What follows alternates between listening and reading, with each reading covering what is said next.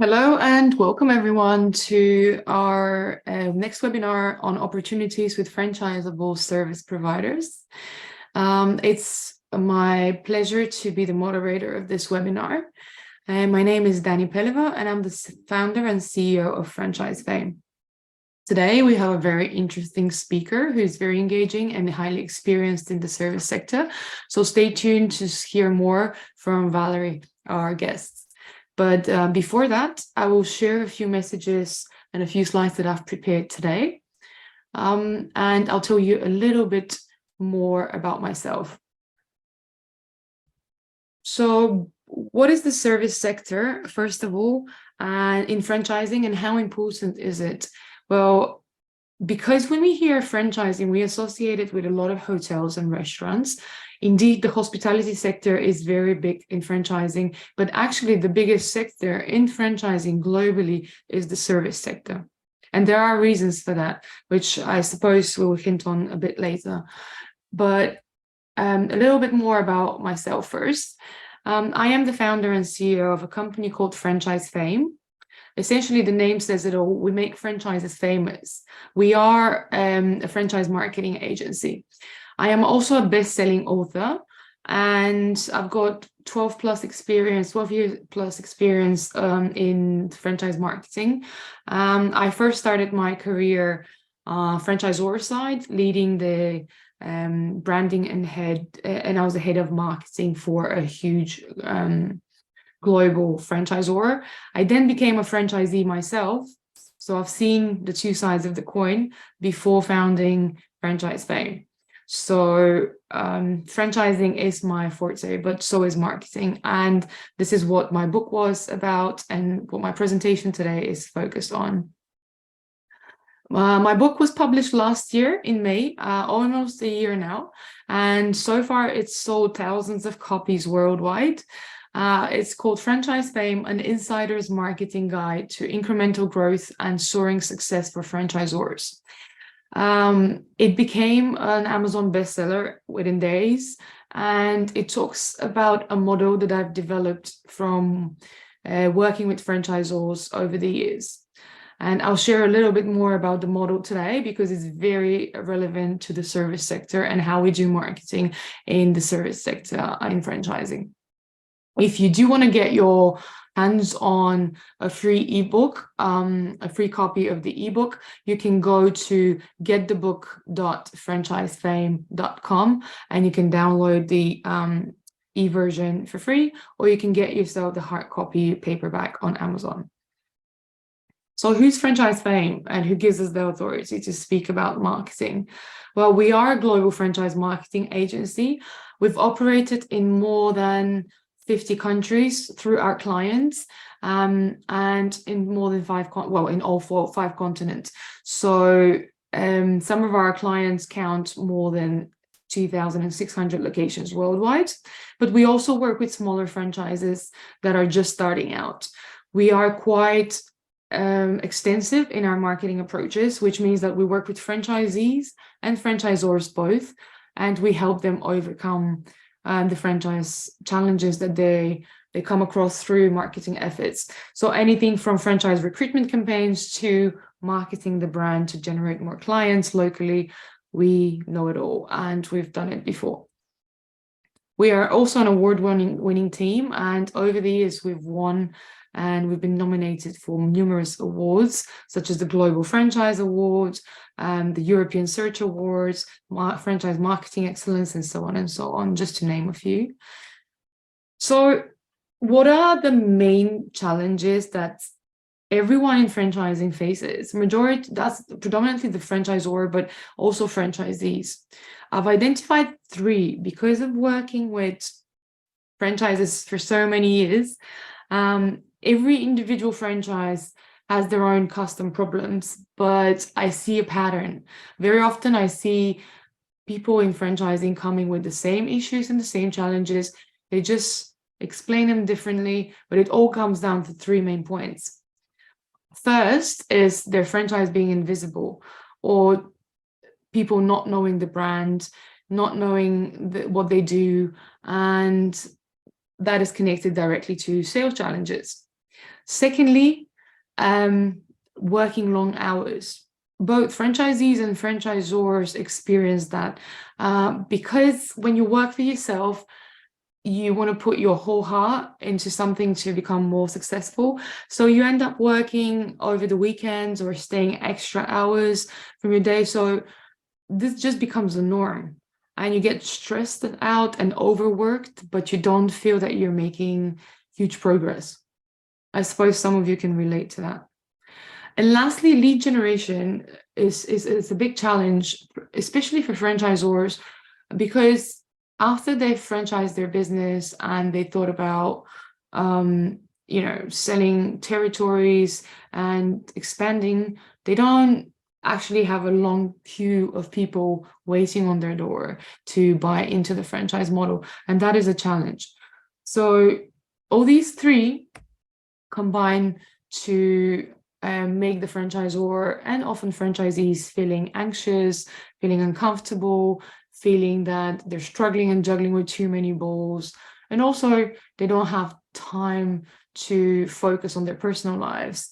And that is challenging. The result is an overworked person that is doing everything they can to run a business, but at the same time, they feel that they're not making much progress. And that is the picture that I see very often when someone comes and talks to me about their challenges, especially in the service sector. So this is why I've developed the 5 F's of franchise marketing model. And this is what the main theme of the book is about. The 5 F's are so important, and those are pillars in the success of each franchise, especially more so in the service sector. And just quickly, I'm going to explain what those 5 F's are all about so that you can get an idea and warm you up for the next presentation. So fantastic reputation, obviously, it all comes down to how reputable your business is. And even if you're not in franchising, everyone knows that your reputation is key for your success. But more so in franchising, because it might have the domino effect. If one of the locations of a franchise is not doing very well, that means that this will inevitably reflect everyone's reputation and everyone's success because it's under the same brand. So successful franchises are the ones that look after their reputation and also generate a lot of positive signals online. And that is such a big thing in the franchising, but also in the service sector predominantly. Because before someone buys a service, what do? They look you up on Google, they check what other clients say about you, how good you are, and then they make a choice. So especially in the service sector, reputation is key. And this is something that every franchise should be looking after. And if you're taking a pick on a franchise that you should invest in, and you want to buy into that model, do check their reputation, see what their customers are saying. And if you see that the franchise has 5-star reviews or 4.5-star reviews, that will give you that ease and confidence that the franchisor is looking after the brand, is looking after the reputation, and that will also help new franchisees that are buying into the model. So that's of huge importance. Secondly, it's all about the franchisee network, because how is a franchise successful? It's only successful if its network is successful or if its franchisees are successful. So again, if you're evaluating whether you want to invest in a franchise brand and you're not sure whether that franchise is suitable for you, of course, you look at the financials. Of course, you do your due diligence. But part of it should be speaking with the franchisees that are already part of that network and seeing how well they're doing, seeing what their main challenges are, how they speak about their franchisor, if they're looked after, if the marketing model that is being implemented by the head office suits them and generates enough leads for them. So all of these questions will give you an indication of how well looked after the franchise network is. And that should be the primary focus of each franchisor, to make sure that once you invest in their business, they give you a flying start, a head start, and you start generating leads and business from day one of operations. So that's why franchisee network is an important pillar in the 5Fs of franchise marketing. The third part is having a focused team.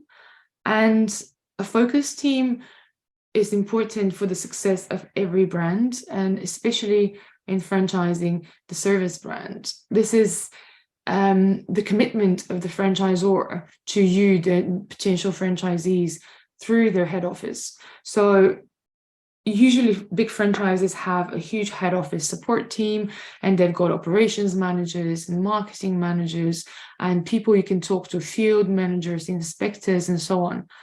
That should not alert you if you're doing research and if you're looking to buy into a franchise.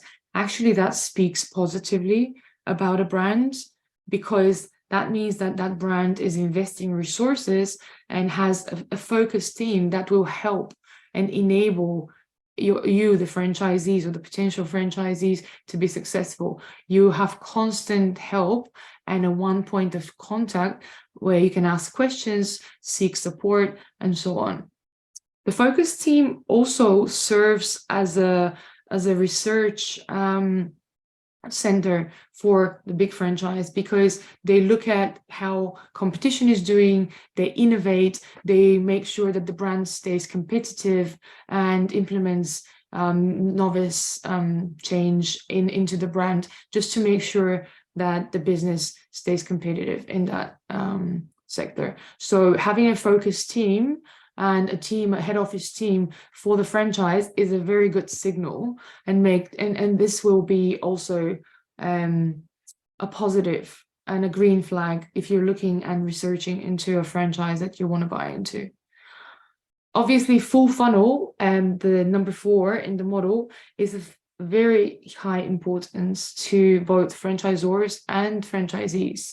Having a full funnel of leads, in your case, making sure that you will be supplied with leads from the franchisor, or you will be given a model on how you should be generating leads for your business once you buy into a franchise, is very important. And that is a huge detrimental thing that can break or make a business. So how you generate leads, how you make sure that when you start from day one into a business, you actually start selling and you generate revenue. That's important. And some businesses give you a guarantee. Some franchisors say, we guarantee you an X amount of leads per month for the first 3 months, for example, or we guarantee you that much worth of revenue in terms of contracts.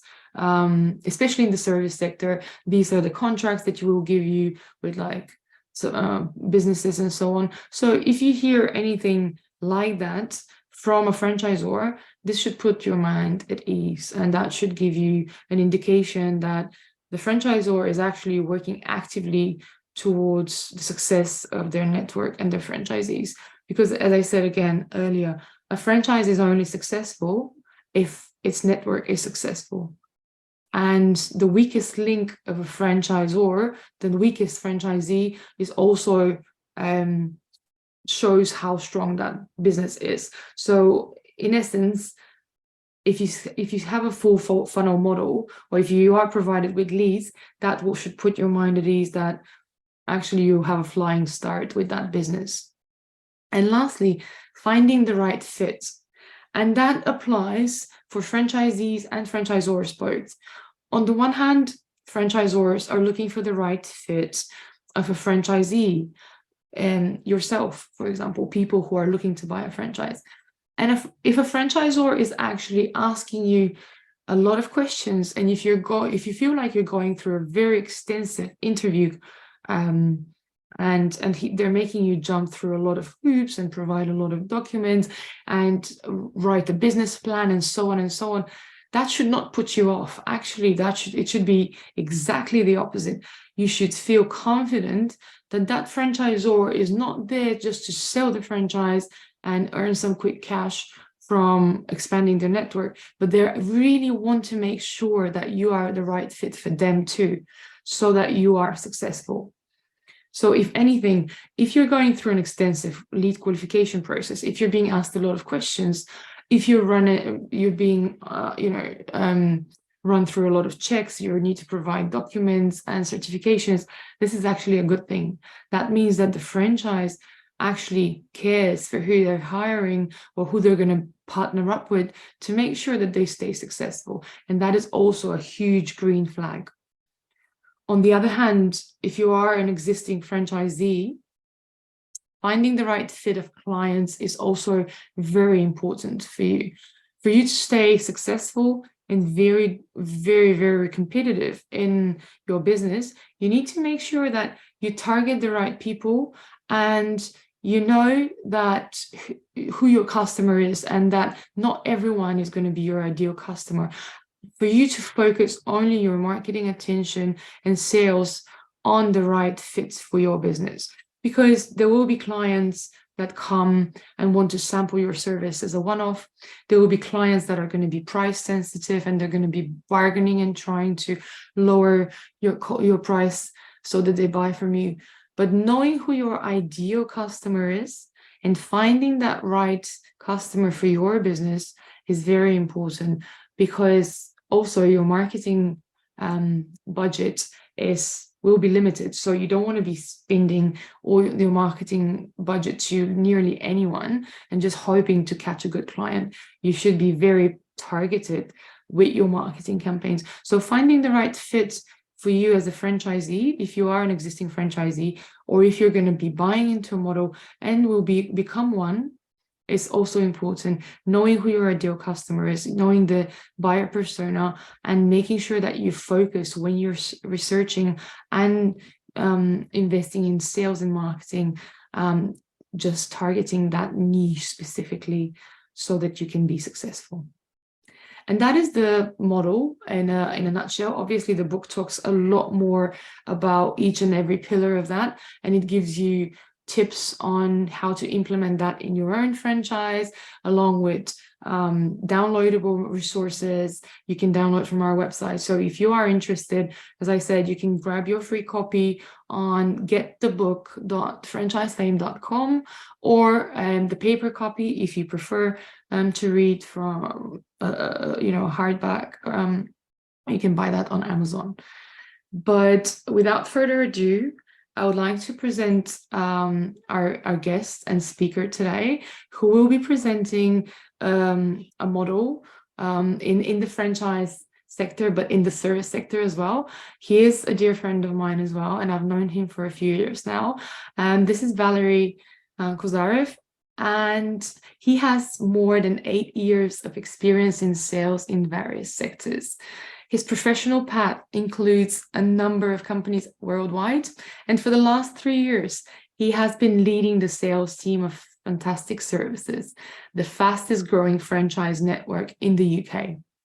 Prior to that, he was the CMO of Develando for 3 years, one of the Europeans' leading artificial intelligence companies. He has also participated in the largest franchise exhibitions in the world, such as the National Franchise Exhibition in Birmingham and the International Franchise Show in London. He has extensive experience in working with cold contacts and closing deals when buying a business. Valeri's real passion is to help people achieve their business goals. So Valeri, it's a real pleasure to have you as a guest speaker today. Thank you for joining us, and I pass it over to you for your presentation.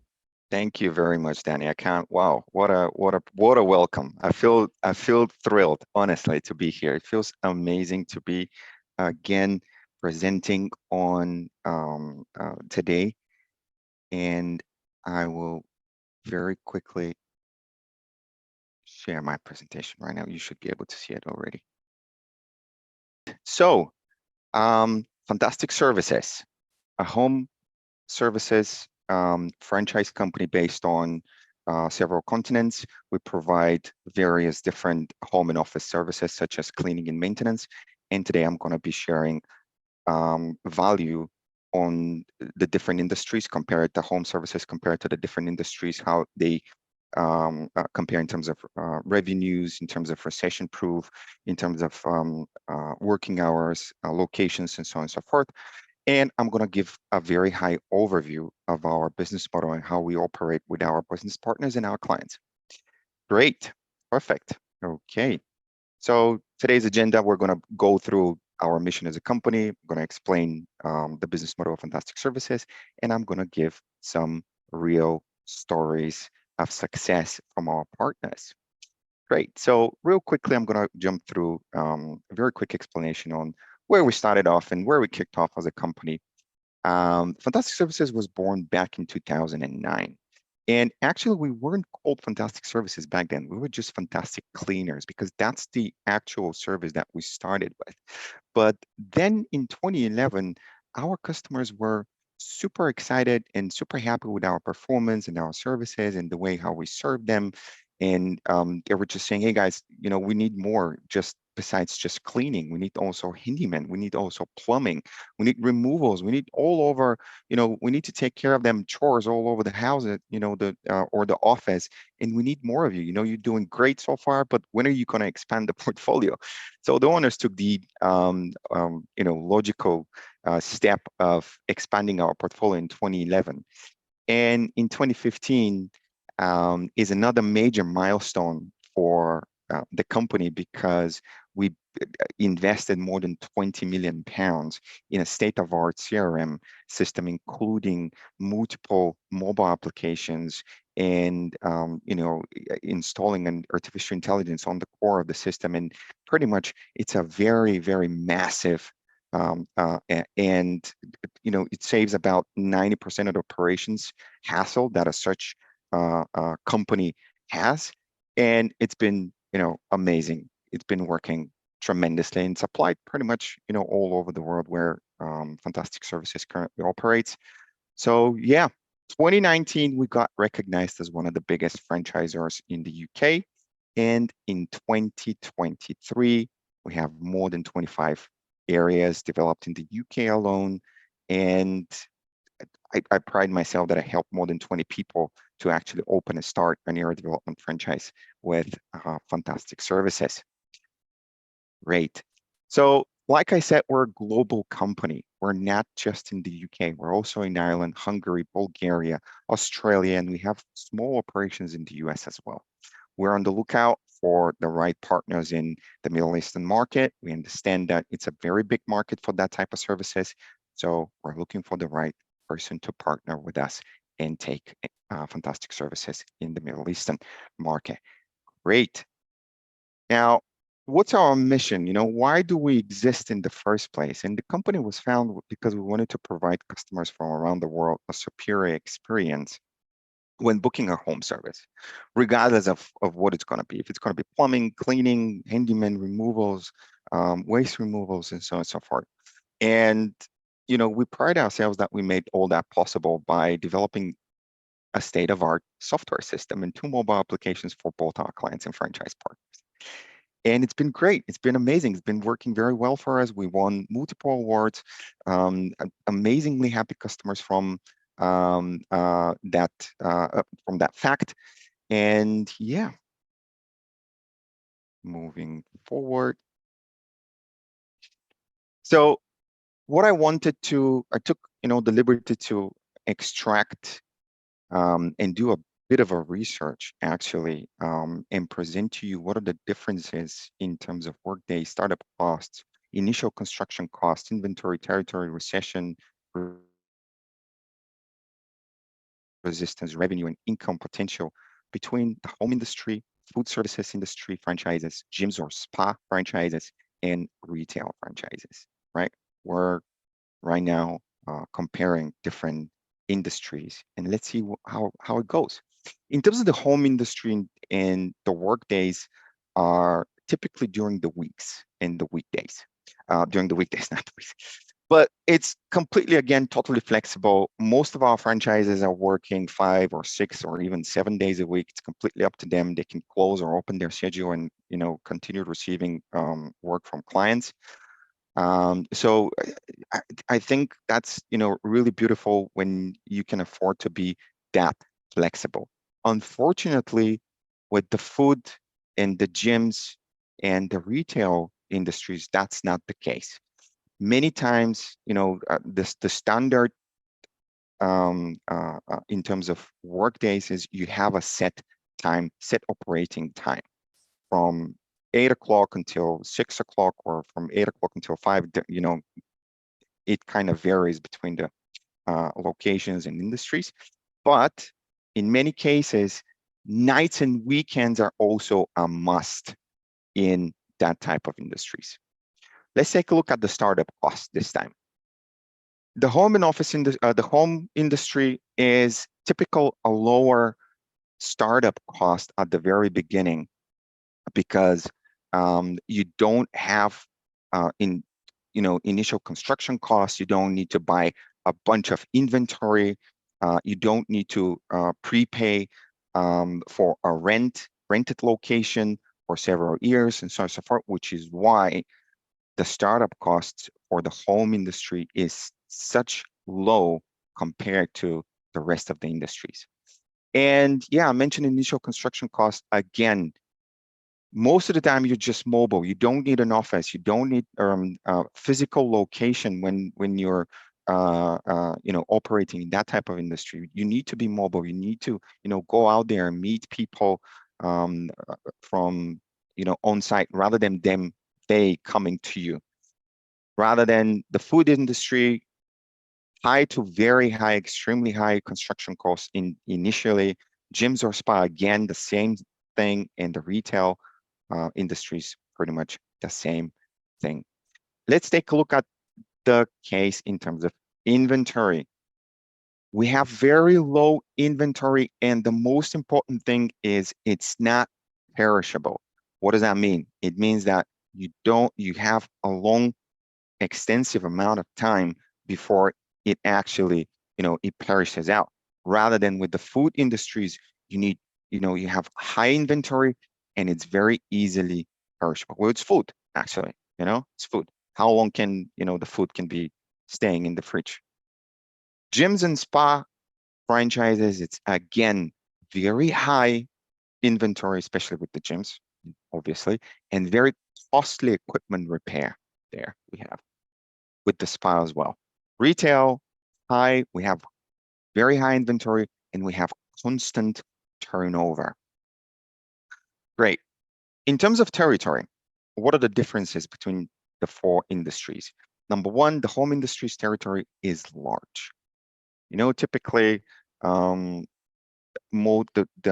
most standard case between the different franchises that you're going to take a look at is they're giving territories for about 100,000 population people, or 50,000 households, or 100,000 households and 200,000 population, so on and so forth. But it really differs between different franchise companies. But what I'm saying is it's more than enough, and it's a large territory for you to be actually making a great income potential. Great, moving forward. As probably you figured it out already, you have single location and you're very close to your competition. Actually, you may be next to your competition. So you're hoping for high traffic areas, a lot of people to enter in your location. Obviously, there could be a mix between online presence and physical location, but pretty much people come to you rather than you go to your clients, right? That's pretty much the reasons, the differences. Recession resistance, that's really interesting, because I just came back from the International Franchise Show in London. And one of the most common questions that I received from candidates there when they came to our booths was, how was Fantastic Services during COVID? How did you, go? And every time what I said is, yeah, well, it was pretty good. We have recurring customers that are booking with us on a regular basis. And that's how we actually, carry out. We actually managed to expand in different territories that year. And so on. So it wasn't that massive of a hit compared to the rest of the industries. Like you can see, the retail, it's very, very poor recession resistance over there. Great. In terms of revenue, recurring and stable. Like I said, in the home industry, you have services that are being booked on a regular basis, which means that you as a business unit are getting access to recurring revenue. In terms of the food industries, it's pretty much occasional and seasonal. Yes, you can have return clienteles, but you count on a lot of occasional clients as well. Gyms or spa, recurring and stable, is pretty much again, and retail, it's occasional, highly seasonal, very highly seasonal. Income potential, well, obviously, because we're talking about franchise companies, they all have very good income potential. Now, I know that many of you may not agree or are pretty much or different industries than the home industry and may have experienced different story than my research today, but let's just assume that those are the averages. I've taken the averages in the most common cases that are happening. Great. The one point that I didn't cover over here is in terms of marketing and advertising. Dani, do you mind jumping in and sharing your overview based on your experience between the different industries? No, not at all. My pleasure. I think the biggest difference is the fact that, and obviously it's an obvious difference, but I need to stress on it. The fact that you're selling a service in the home industry sector compared to the food or beverage and retail, and well, gym and spa also sells a service, but the other two sell products. So again, your performance and your reputation highly depends on the way you deliver a service. Whereas with the other two, it's more focused on the product and the service and the experience. I think in terms of marketing, it's a lot easier to sell a service and leave a customer delighted and wanting more and coming back to you. And that is the root of every marketing and sales funnel. Getting the client, delivering a great service, getting them to repeat buy from you, and for them to stay delighted and loyal to the brand. But more specifically in the home industry, I've noticed from experience that advertising budgets and marketing are generally a lot lower. I'm talking channels across channels like Facebook, Google Ads, and all that. It's on the one hand because of competition. On the other hand, all of these restaurants, all of these marketplaces out there, all of these gyms, they are usually centered and located in the cities or like one central territory where a lot of footfall is. And that is where everyone concentrates their efforts, which means you have higher advertising focus and marketing focus on a particular radius or location, which increases the bids. So you have to spend more to show in front of your competitors and so on. And in the home service industry, because franchises are spread out, there's still a lot of competition, but the budgets and the cost, the average budget that you need to market a home service franchise are a lot lower. That's from our experience. There you go. Awesome. Perfect. Thank you very much for your input there. It was super interesting. Great. In order for me to kind of finish with that particular slide, what I wanted to recap in terms of the home industry compared to all the other industries is lower initial investment, lower overhead costs, better terms in terms of scalability, We have flexible hours over here. We have lower staffing requirements as well. We have recession resistance, better than the rest of the industries. We have easier market penetration. This is something really important that I missed to point out during my walkthrough, because do not require, because the home industries do not require physical location, they can more easily enter new markets and expand their reach without the limitations of finding an investing in a suitable real estate. So yes, moving forward, I hope you found that slide rather valuable for you. Moving forward now, okay, what's some of the questions that I also received during the my exhibition during the International Franchise Show was, what am I getting from the candidates? Was, what am I getting when partnering with you? You know, instead of just opening a business on my own and just skip the investment, and I don't have to give them management fee and all the other fees and the marketing fees and everything else. What's the difference? What am I getting? And of course, I explained that to the lady, and 1 minute after her came an existing business. Came another gentleman who is already in the industry on his own. And he's like, dude, I'm having all these problems. What do you guys are offering? How can you guys help me out? And it was funny, because they had just 1 minute difference. And I'm like, oh man, couldn't you come just 5 minutes earlier and just asking me that question? It was really interesting situations. But the most common problems that going on your own, operating in the home and office industry is, number one, non-aligned marketing efforts.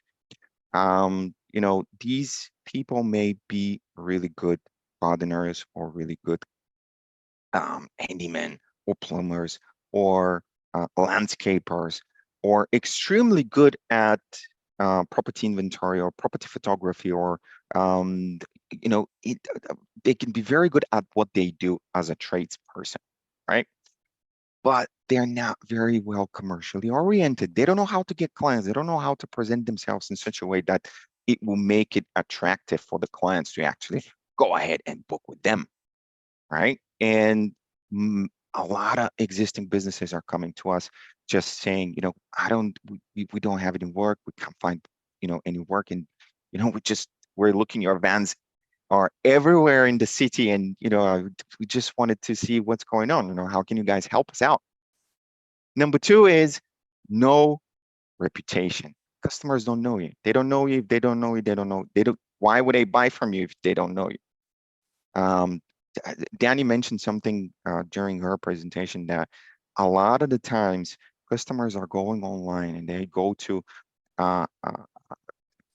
Google and Trustpilot and any other source that other people have posted about your business to justify their business, their buying decision, because they want to see, how have you actually treated your previous customers? What's the experience of the previous people that have actually used your services? And obviously, we're lucky enough, if we've worked our asses off, to have more than 20,000, more than 25,000 actually reviews on Trustpilot to act as amazing reputation. But if you don't have that kind of a source, people are not going to be thrilled to go ahead with you.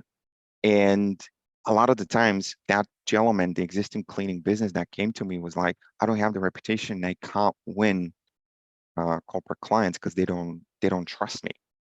Which kind of brings me, it's part of the points over here. But the point number three is, again, major problem is the inability to handle a large amount of incoming calls or inquiries. Are you going to be, physically providing the service, or picking up the phone call, or, doing marketing, or issuing invoices?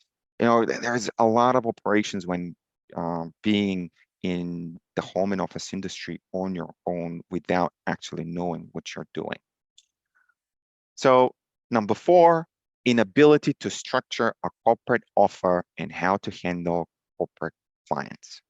They don't know how to provide quotes for larger facilities.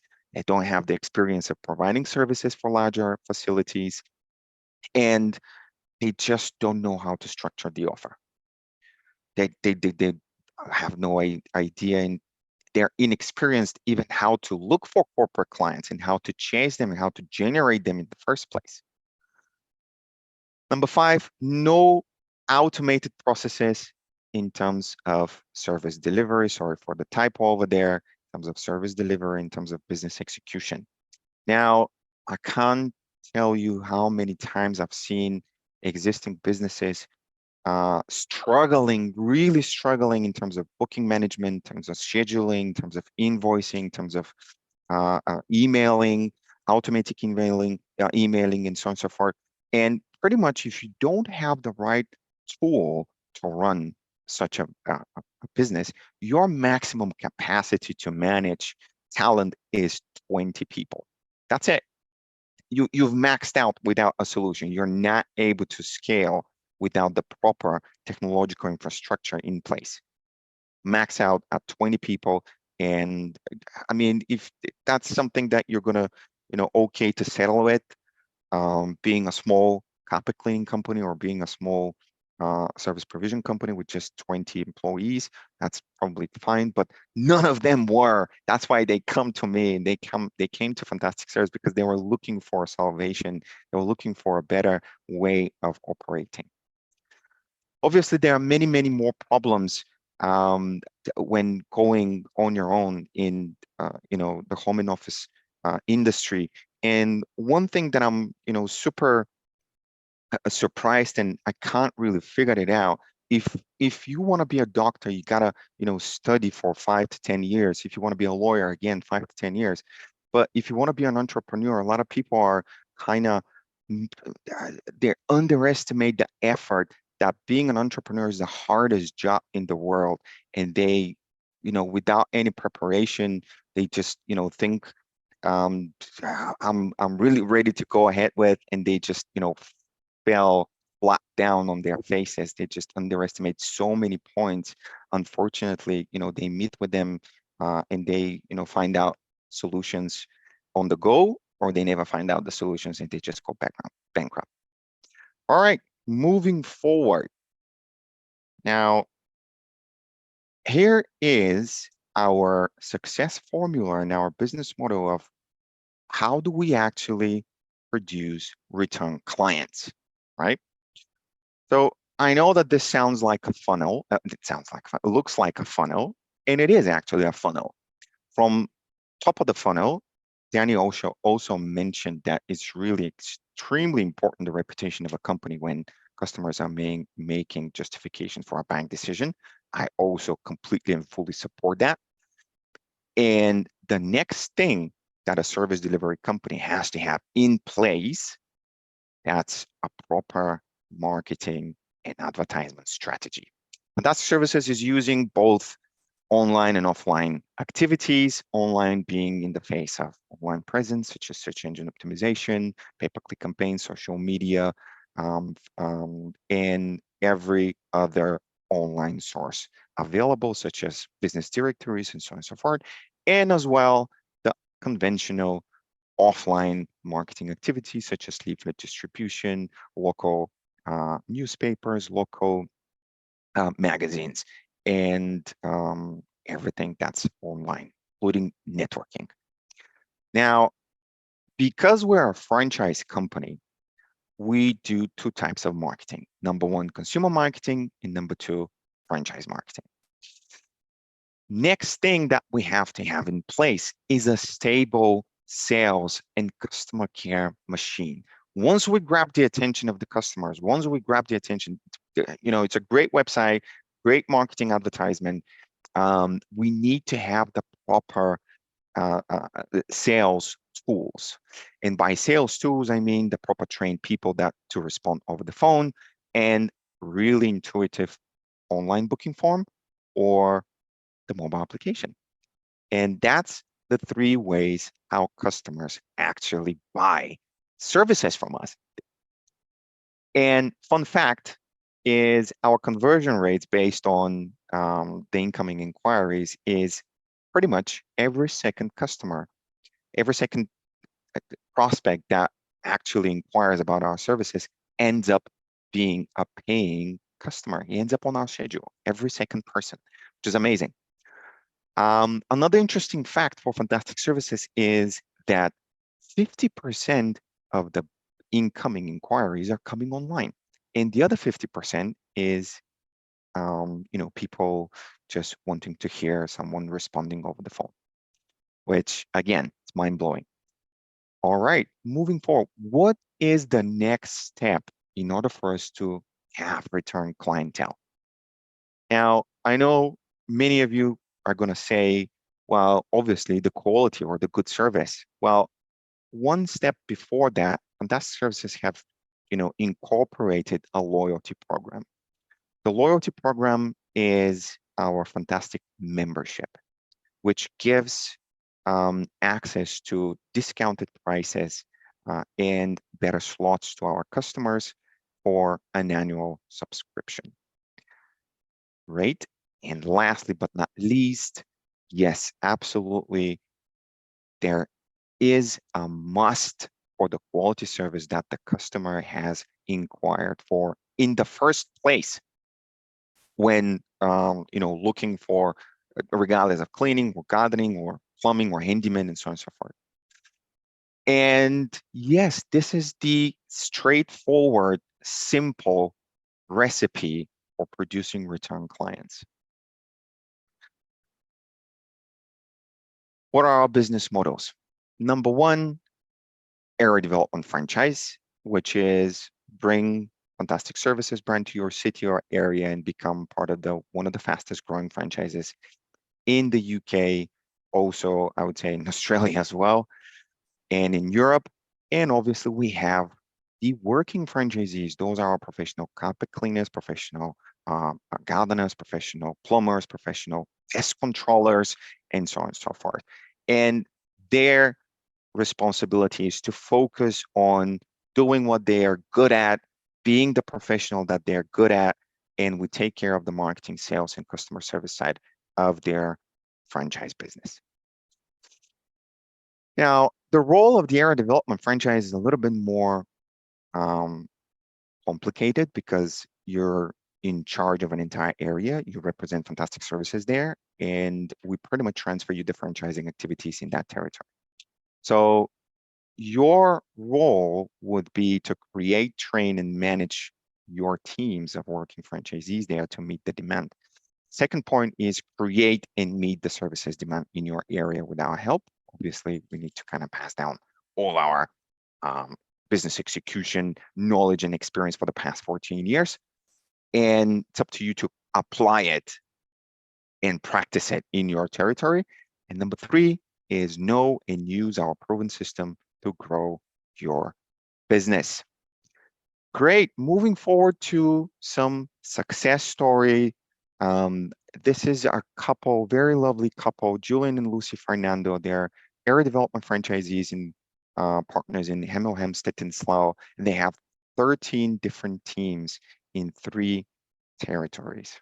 I still remember our first meeting with them in our headquarters. That was really, really amazing and very exciting for them. Another great example is he's also one of my personal friends, Evelyn Christoph.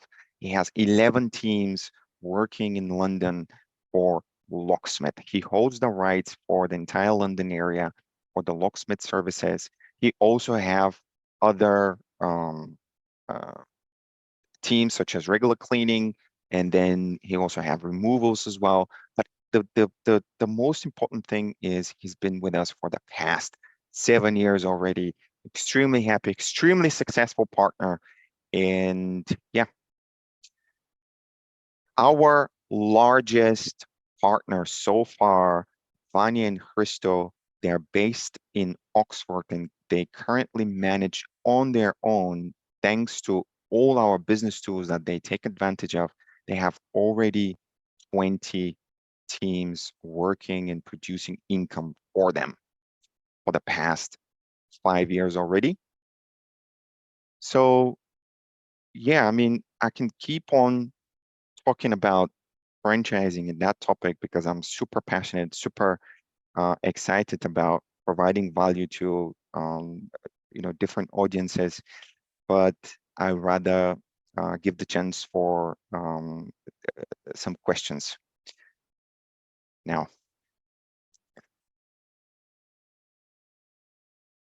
Thank you, Valerie. The presentation was really interesting and very engaging, and I really loved the slide where you compare the different industries in franchising, its pros and cons. That was very informative. But I think as a proof of how good that presentation was, we have a bunch of questions, and I think people are quite eager to know the answers of those. Okay. So without further ado, Let's I'll jump tackle into them. the Q&A. Yeah, so the first question I've got for you is, what type of investors are you willing to work with? Are you open to work with private investors? Yes, absolutely. Yeah, that's it. As long as you are ambitious to provide value and good quality services to the customers of the location where you are. And yeah, I mean, absolutely. I'm more than willing to talk. Right. Okay. So do make a note of Valerie's contact details, and please reach out to him directly. Another question from the audience is, does the business model outsource service workers based locally, or are they on full-time contract? How does it work? Well, we don't outsource it, definitely. Those all our franchise partners and all our service providers are actual franchisees. They are working with us exclusively.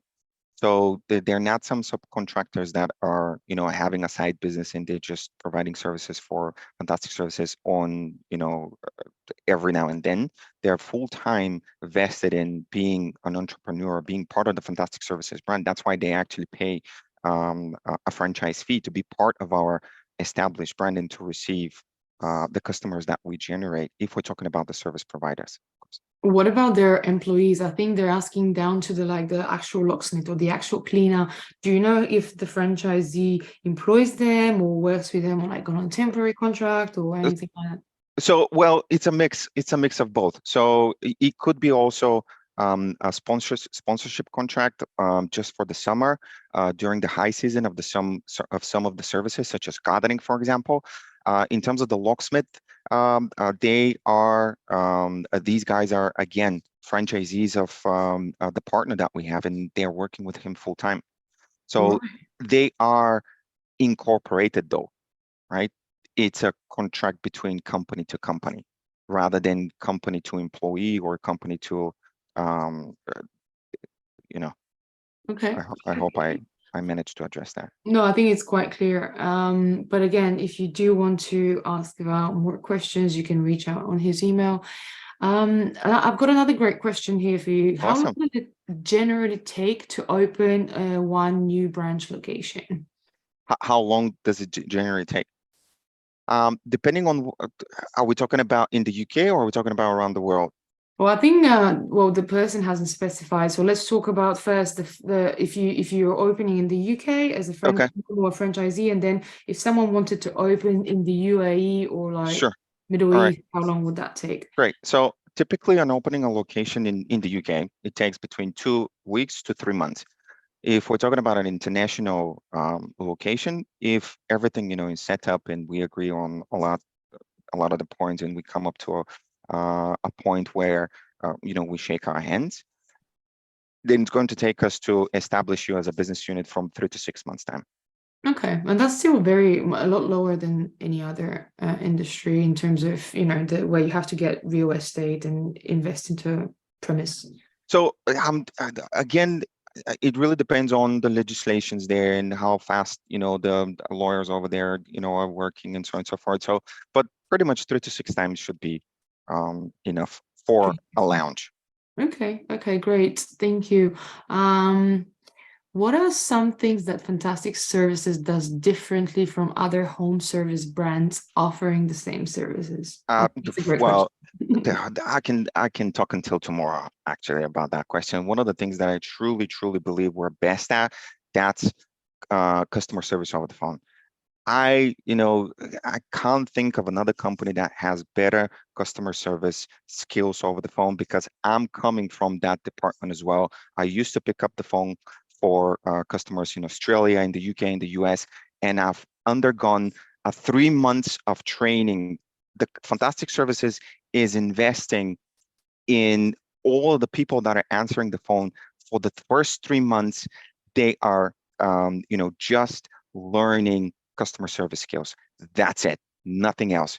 Your first initial 3 months as a sales agent or customer service agent is just to be good and great at what you're doing. We don't want you to do anything else. Just learn and pick up how the actual business works.